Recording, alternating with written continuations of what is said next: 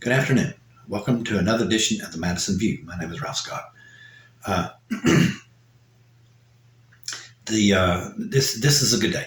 Today has been a good day. Trump, the treasonous traitor, last got called before a grand jury to testify for the January the 6th. Mr. Treasonous traitor is going to get put on the stand like he should be, and I'll go ahead and repeat. This is the whole reason why I even started the show. My grandfather being James Madison, I feel like I'm protecting my family's legacy, and I'm not ashamed of that. And since that come on, I will always keep this show on until I see fit. But I consider a treasonous traitor to be worse than any crime that you could think of in this country. I mean, I can't think of anything, double homicide, serial killer, I don't care. You name it, I don't care. There is nothing worse than a treasonous traitor, because this financial system of this country would just be totally destroyed.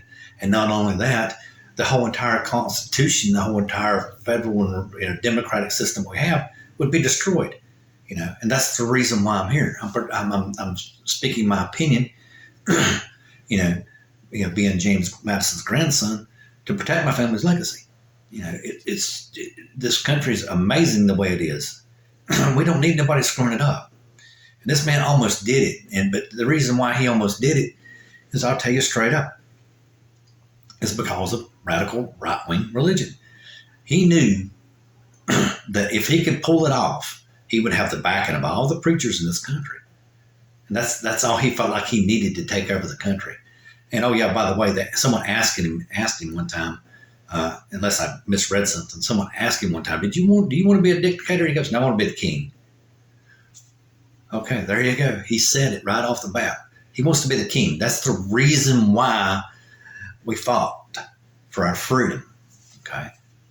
So when we fought for our freedom to get away from a central authority figure, who basically, your rights were his discretion. That was eliminated when we did that. That was eliminated when we got our independence, when we voted the Constitution in. That was all done and over with. That was the past, and that created a country that's just absolutely amazing. Donald Trump and MAGA Republicans could say what they want to make America great again. There's no need to make America great again. America is great right now. There is no need to do it. It's more magna instead of MAGA. I think that's how you would say it, magna. America's great right now. I wish it was. You know what I'm saying? That is that acronym. I really don't care. In my opinion, MAGA stands for millions angry, gouging on anger. I mean, gorging on anger. There's nothing. There's nothing great about their saying, in my opinion, other than the fact they're angry. That's in my opinion. But anyway, kind of delved off for just a little bit. But the country did not begin with all the greatest possibilities and prospects and everything, in some people's opinion, on the left. But in my opinion, and it's no different than any other country that's ever existed in the past. All countries had flaws because they were invented by people, and all people have flaws. They're just a direct reflection of the people who, assembled the government and wrote out the laws and had it voted for. Yes, I mean, and 90% of the things that were socially acceptable back then were only socially accepted because they were religiously accepted. Slavery, Jim Crow, you name it. It was religion, radical right-wing religion. That was 90% of our problem, and still 90% of our problem right now. And that's exactly why I'm sitting in this seat talking to you on this video on YouTube. We're on the verge of religious tyranny, and we need to clip the wings of the church. You have Franklin Graham and quite a few other preachers that want a theocracy. And just like I've repeated in a previous video, the whole entire United States was founded on the principles of enlightenment. Okay, the principles of enlightenment were a carryover from the Renaissance. Okay, And remember who I told you who was the most enlightened man during the time, who basically triggered the whole entire Renaissance? Galileo. He went against the church. He said the world was not flat and that the earth revolved around the sun. And he spent a lot of years in prison for that. Basically, the rest of his life, I think like 40 years he spent in prison for speaking against the church. And like you go back over thousands of years and look at it, because basically, like I said, the church controlled Europe from about 600 AD to probably about 1700 AD. It started parsing all of it because England broke away in like the 1300s and did the Church of England. But they killed millions of people. If you blasphemed God or if you lied or whatever, they invented some reason to kill you. Something like, I think they said something like 1.6 million people the church killed. So, we want to go back to having the church ruling the world so they can invent moral police like Iran has, so they can go around and lock us up and I reckon if we lie, they tie us up and throw us in water, right? And if God is going to save us, we'll come up to the top. Wasn't that one of the punishments of it? I think so. That's what it was. I think so. Remember, certainly correct. That's one of the things they did. They tied people up and threw them in a lake or a pond, and if they come back up, then God was saving them. So that's the church for you. Because if you think about it, if you sit there and really listen to all these right-wing people, the first thing they do is they come up with a reason to kill somebody. You got to. I think it's a person in Tennessee or Missouri. I forget now, right off the top of my head. That wants everybody to commit the suicide bombers. Be suicide bombers. I mentioned that in a previous video.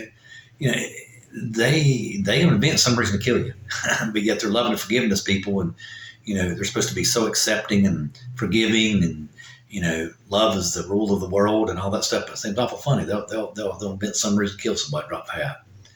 And I seen a good video on the news feed the other day where a woman was at a school board, right, and she was fussing about the religious right attacking the gay kids, and she basically said, "Look, you have the right the way you believe, but you also have the need and the necessary respect for someone else, and you leave the gay kids alone," which is what basically the church is doing. The church has become bullies. The church is no longer peaceful, loving. It's a bully. It literally, you got people going around and harassing people and threatening people and killing people. And the church, and I'm not saying all of them, it's more the radical right wing. They're bullies. They're murderers and bullies. You don't agree with them, then you deserve to die or be bullied. One of the two. So, it's just like there's an old saying that fence creates good neighbors. In my opinion, the religious right has the right to their opinion, but they do not have the right to shove their point of view down someone else's throat by being a bully or whatever. They need to leave those people alone. They don't have, in my opinion, they shouldn't have to put those kids in those classes in school that teach gender ideology. I don't think that should be taught in school because it's a feeling. It's not a scientific fact of how somebody feels. And there's a lot of problems with the surgeries and everything. I've read a little bit more detail. I don't know a whole lot about it, but there's problems with the surgeries, and and I read somewhere where one girl converted to being a guy, and she goes, "Oh my God, men are lonely." She's just now figuring out that men have a tough life, I reckon. And to go down that path a little bit further, so I know it's kind of off subject, but I was also reading an article where someone said that men should have a curfew for 9:00 at night. It's like, oh my God, are you for real? Are you that damn paranoid? And sure enough, there was women in there talking about that, that they wouldn't walk around at night, walk into the car with a key between their fingers like it's going to be a weapon that'll cut somebody or something like that. It's like, my God, y'all, there ain't that many people attacked every day. I know there's people attacked, but it's, my God, y'all act like you step outside the door, somebody's going to throw you down the ground and rape you. And then when you walk past the next house, somebody will throw you down the ground and rape you. And you walk past the next house, the next house, the next house. Yeah, that's ridiculous. Get real. Don't be so damn paranoid. Again, the left wing, the sky's falling. Again, the right wing, the sky's falling. But anyway, just like the climate change thing now, which I like to get into a little bit. I believe we should be doing stuff to be a little bit proactive for climate change. It's just common sense.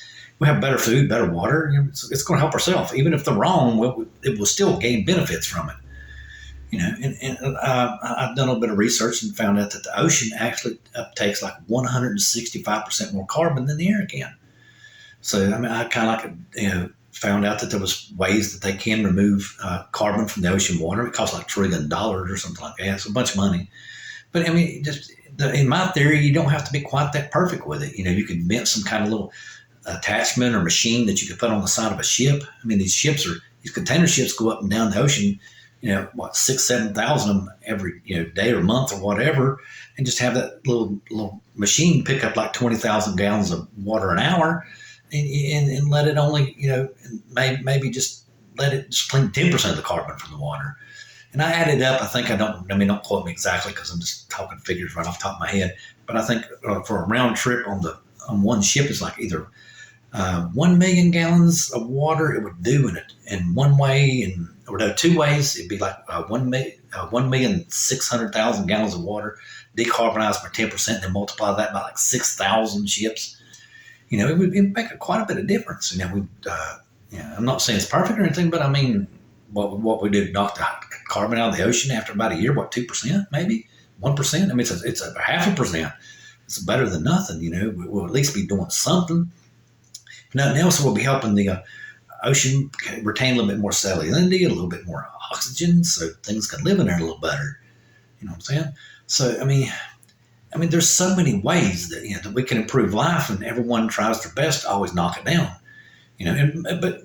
Hey, you're entitled to your opinion. But I mean, just don't be so narrow-minded that you just don't realize that you can be so narrow-minded that you can actually hurt yourself by not listening to the other side. You need to listen a little bit. Don't be so narrow-minded, and listen out of respect. Because you should expect them to respect you, and you should respect them. This is a two-way street. That's what makes a democracy work. Everyone has their opinion. Everyone shares it. Everyone should state it, and everyone should at least listen to it. They don't have to agree with it. But you don't need to go up and try to start a fight with somebody if you don't agree with it. You don't get up in their face and yell and scream and act like a little 4-year-old until you get your way. That's not America. And that's all I have to say. Good night.